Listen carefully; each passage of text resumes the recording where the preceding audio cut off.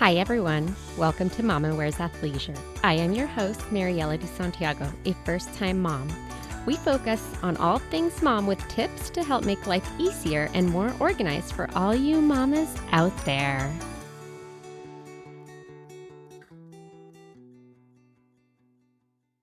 Welcome, everyone. Today we have Rachel from the Parent Pad. My name's Rachel. I am a registered nurse, and my background within that is labor and delivery, postpartum, nursery, so breastfeeding support in the hospital. I'm a lactation consultant as well, so I've done some courses outside of the hospital. And then I just had my first baby girl in April of 2022. So you mentioned that you're a lactation consultant, which is why I wanted to have you on here because I feel like breastfeeding is such a huge topic and we get very little exposure to it when we're in the hospital. We do have somebody come and visit us and kind of help guide us, tell us how to breastfeed. And I know it's not always possible for all moms to do it, but I was hoping you to be able to start off with just giving us a little bit about what the minimum recommendations are for somebody to breastfeed and what the longer current suggestions are for breastfeeding. Yeah, definitely. So I also wanted to preface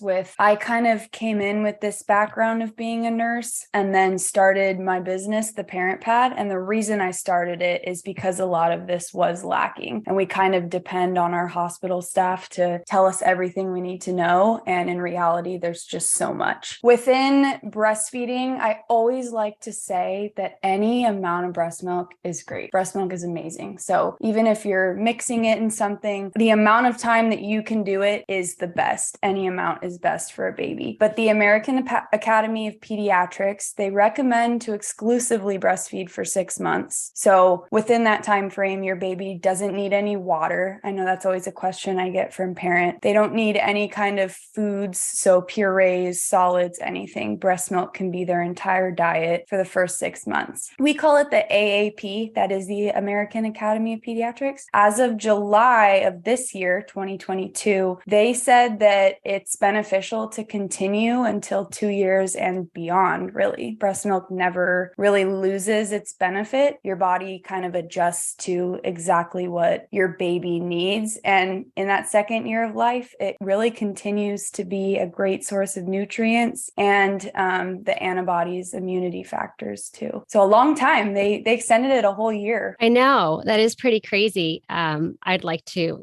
be able to hopefully breastfeed us for the 2 years, but again, I know that's kind of up to our little ones to decide if they want to continue or not. Yeah, they definitely make it known, don't they? Yeah, I'm very fortunate that mine likes to eat anything and everything. So yeah, I'm with you on that as well. I'm pretty lucky in that she does like her breast milk though. She was not a bottle baby, so like so many bottle refusals, etc. So she definitely likes the boob, and then she likes her food.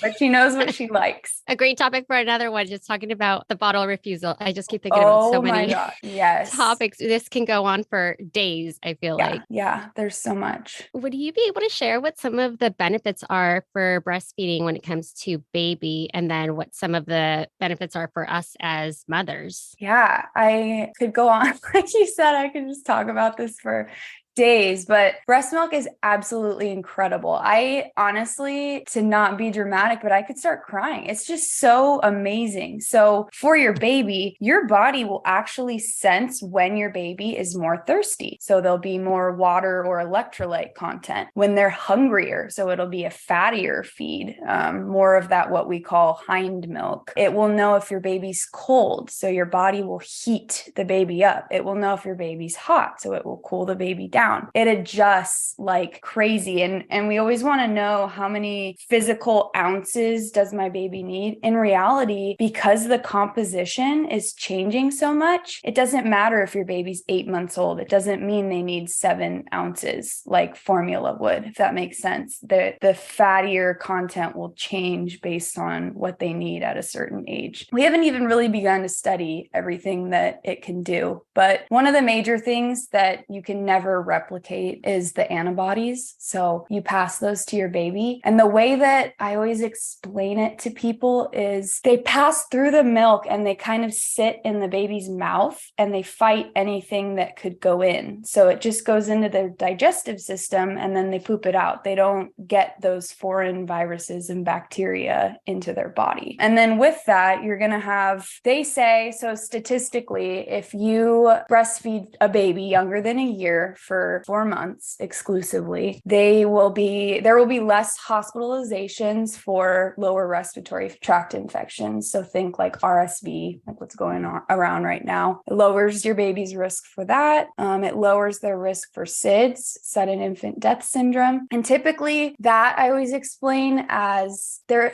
not in a deep sleep really with breast milk, whereas it's just known that babies that formula feed kind of fall into a far deeper sleep. Babies that are breastfed kind of wake up more often, especially when they're younger to feed. And then it lowers their risk of leukemia, childhood obesity, type 2 diabetes. So it's absolutely incredible for the baby. And then to transition to mom, so many amazing benefits. Same kind of thing, decreases type 2 diabetes, hypertension, breast cancer, ovarian cancer. But the really cool thing is that hormone oxytocin. And I don't want to get too nursey into it, but that's the love hormone is kind of what we call it, or like the cuddle chemical. And so when you do that golden hour with your baby or start breastfeeding right away whenever they're born, that oxytocin tells your brain that your uterus needs to contract. And so with that, in at least the very beginning, you're going to bleed less. Your recovery is faster because your uterus is going back down to its pre-pregnancy size. Oxytocin, like, it's absolutely incredible. It lowers your blood pressure, lowers your sensitivity to pain. It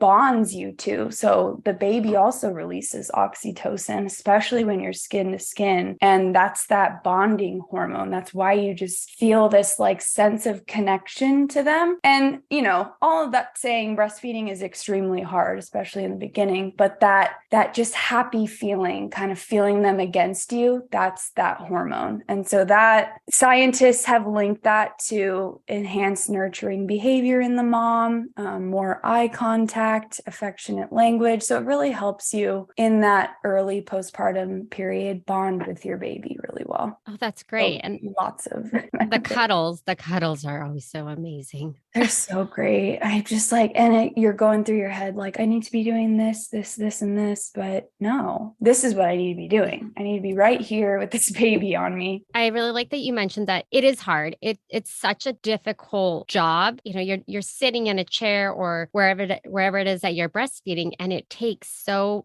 much of your time. And I don't feel like that's ever really talked about. Like, I didn't realize how much time I was putting into it, and I wasn't really pumping that much when I started. And even now I don't really pump as much unless I absolutely need to, just because it's easier to just feed them.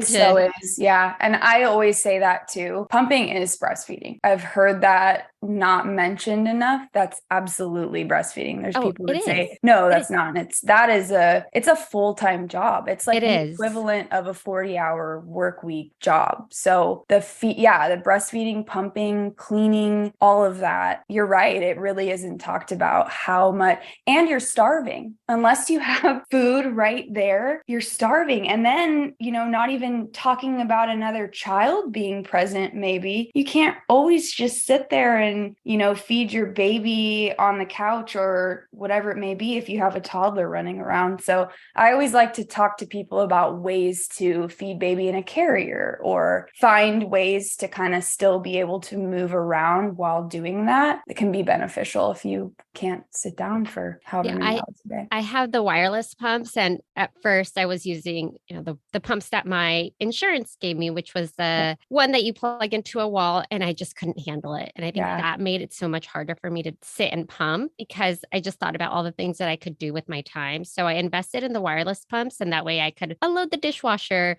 make something for myself, drink So water. nice. Yeah. And not And have, I mean, some of them are still wearable, but they're outside of your bra. I have those. I have a pumpables one, which I love, but you end up hitting it. Like the strings are falling down and they catch on something. You don't even realize it's disconnected. So it I is have really the nice. LV.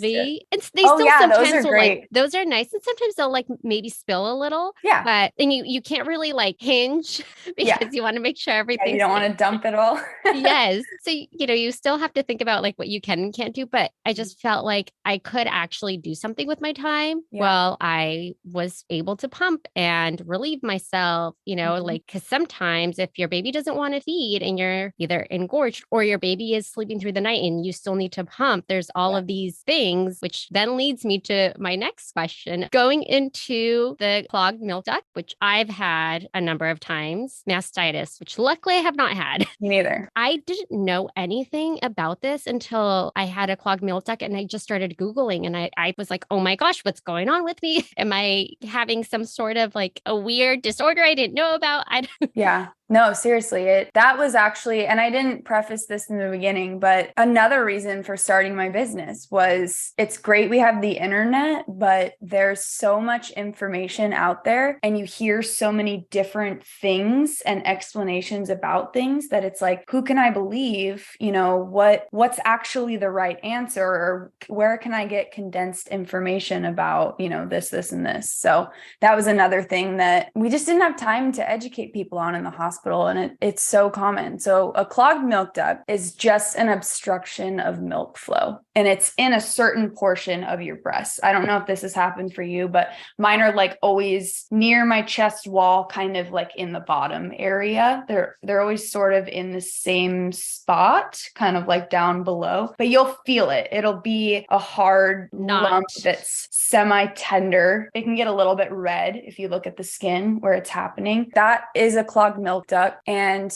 there's no sign of infection with this. It will typically go away once that milk is removed, but it can be a precursor for that mastitis. So the difference is the clogged milk duct, it's clogged, it's an obstruction of milk, and it happens typically from getting engorged, not feeding the baby, going long spurts of time without emptying your breast. Or this has happened to me if you wear a tight fitting bra, like an underwire bra, that can kind of cause them as well. Mastitis, people just think of it as an infection, but it's actually just inflammation of the breast tissue.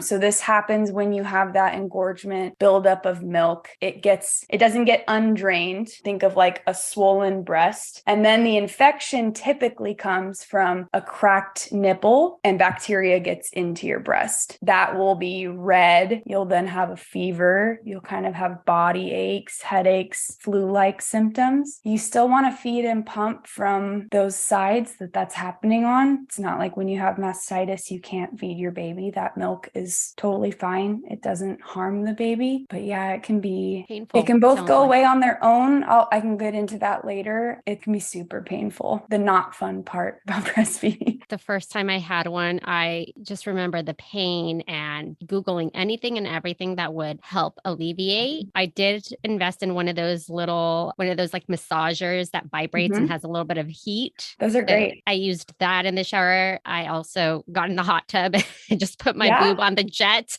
That's a great idea. I haven't heard of that. I like that. And then I used a lot of lotion to just massage because I felt like that made it easier. I kind of say it this way, whether you have a sore breast, blocked duct, breast infection, whatever it may be, you have to nurse or pump frequently. You need to rest and you want to apply heat to that area. You want that milk to flow out. So we think about moist heat is typically what we call it, which the jacuzzi, a shower. A lot of people do a haka with Epsom salt and kind of soak their breast in that. I just find getting in a shower or hot tub is easier because it can hit your whole breast. My clogged ducts weren't always near my areola or the end of my breast. They were like more so near my ribs and my chest. So made it easier to massage it out. But yeah, for clogged ducts, warm hand expression, if you know how to do that. And or you can heat before nursing and then put the baby on and kind of massage as they're sucking the milk out. You kind of just have to ride it out until it comes out on their own. If the clog doesn't come out in 72 hours, that's like the time frame we give people, then we want to reach out to our healthcare provider. That's kind of the time frame of, okay, we've tried all these things and now we're getting into a zone of we might be getting mastitis and infection. You just want to reach out and see if there's something that they can do to help you, or you need to go in and be seen. There's all kinds of reasons too that a clogged duct can happen. And so meeting with a lactation consultant or seeing a professional can help you kind of divulge why it's happening if it's frequent. So I always tell people to try to connect with a medical professional, lactation consultant, whoever it may be that can help you. And then for mastitis, I kind of said it's the same thing. You want to rest, feed the baby, pump if you're not able to get baby on there. And then if those symptoms don't go away in 24 hours, so your red breast,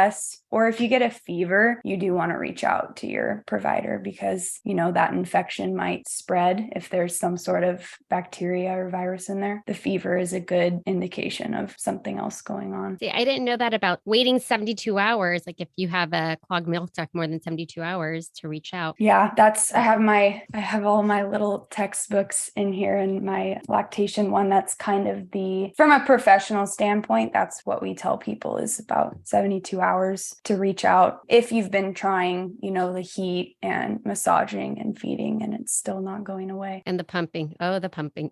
Yeah. And I mean, so like talking about prevention for these things, you still have to feed. And so say we always like to get to the root cause. And with breastfeeding, I like to preface this. It's not easy. Sometimes your baby doesn't latch well. Sometimes you're dealing with a tongue tie, a lip tie. Sometimes you're dealing with tummy issues or gas or diet changes. And so if you're frequently having cracked nipples and bleeding during the feed, that means your baby is not latched properly. And we want to be able to help you get to the root of what's going on. I've heard it mentioned in the hospital, it's normal to have pain. No, it's really not. I don't know why that became a statement that was so across the board. It's normal for you to be in pain when you're feeding your baby 8 to 12 times a day. It's like, it's not normal. And that also doesn't make it sound, it wouldn't make me want to continue to breastfeed if I'm constantly in pain. Absolutely. And it's like kind of gives this feeling of we're not going to help you, so just figure it out. And that's not how it's supposed to be. It's women need more support across the board, but especially with this, that let's figure it out together what is going on, because you absolutely should not be in pain during this process. And if you are, let's figure out why. If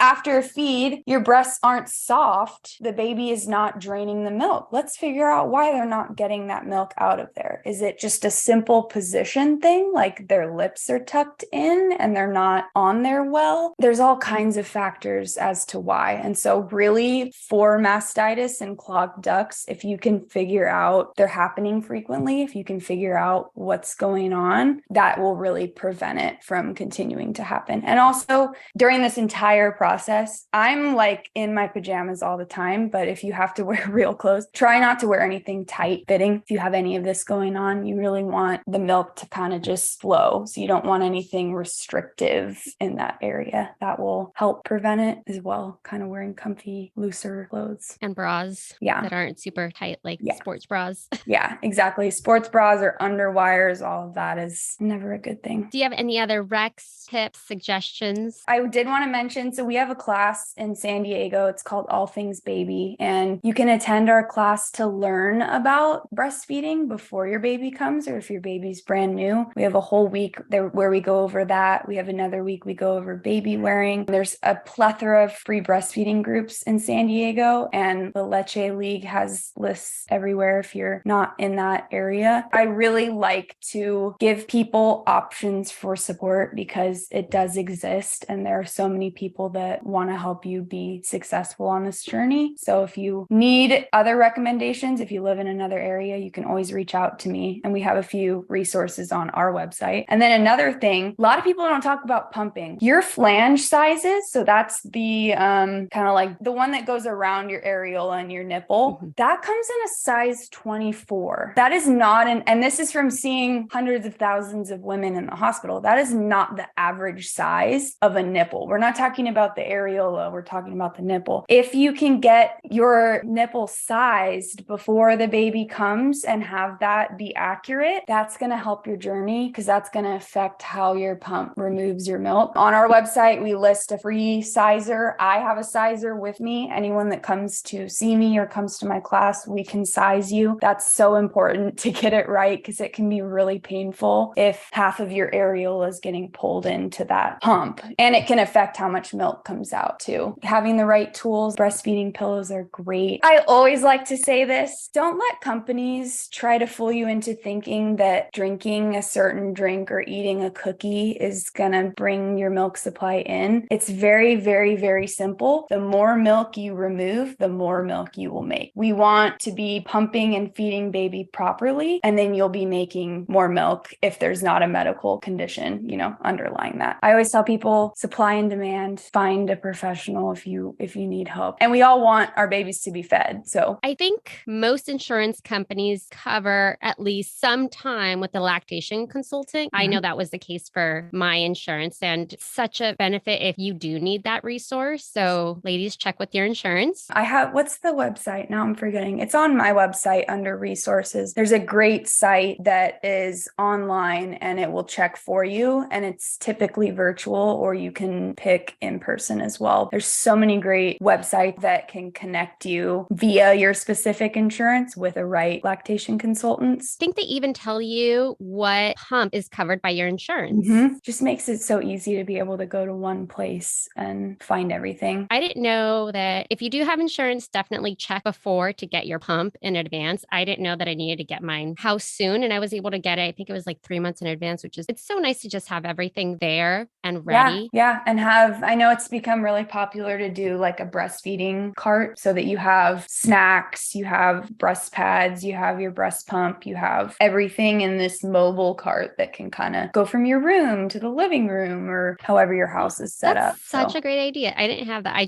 I invested in a really comfortable rocking chair and recliner. So I just have kind of my little setup in his nursery. Yeah, that's a great investment. It's definitely, I think, really important to be comfortable so that you are able to continue and can pump if you do have to sit next to a wall and be attached. I love your class. The fact that you have something to provide before a baby. It has been, if I'll be honest with you, it has been difficult to reach that audience because I wasn't worried about it before I had a baby. I didn't really explain why I started my business, but I went in with all this medical experience. Newborns I know like back of my hand, and I was like, I'm fine. And then day 3 postpartum, I was like, what am I doing? I don't know anything. I know the first 2 days, and I felt really alone. And I know not everybody feels that way. Some people have good friends and good support group. I didn't have that. I was like, okay, we need an in-person community support for people. You can come and learn each topic of the week, but then after that, we get to talk and we go, what are you struggling? I'm really struggling with this. And then someone goes, I am too. Oh my gosh. And you don't feel as alone or like you're the only one in the world who has a baby that wakes up 7 times through the night. It's just nice to have that solidarity. And just the confidence that when your baby arrives, or even if they're 3 weeks old, that you know what to do in certain scenarios. At the end of the day, we all just want to be confident in the basics, be able to care for a human. It's nice to have a place to gather. It is. I think it's so necessary for new moms. I don't know how I would have survived without being able to message other new moms. I was able to meet a couple through that app called the Peanut app. I love that app. I made a couple new friends. It's so helpful to just have other new moms that you can message and share information with. Because you're really not alone. Once I do connect with people and other moms in the same spot as me, just hearing one comment, it's like, yeah, I got up 3 times last night too. And you're like,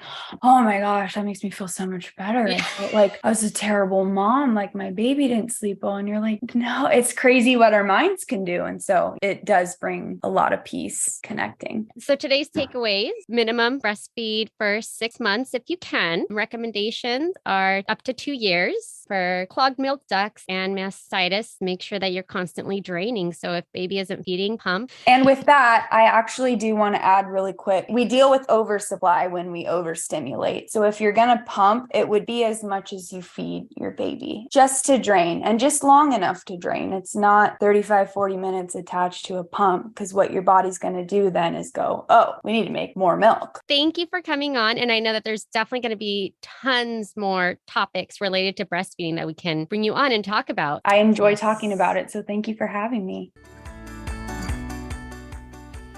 Thank you for listening. Tune in next week for our next episode. You can find us on Instagram for more updates and tips. Be sure to subscribe wherever you listen to your podcasts and give us a review if you like us.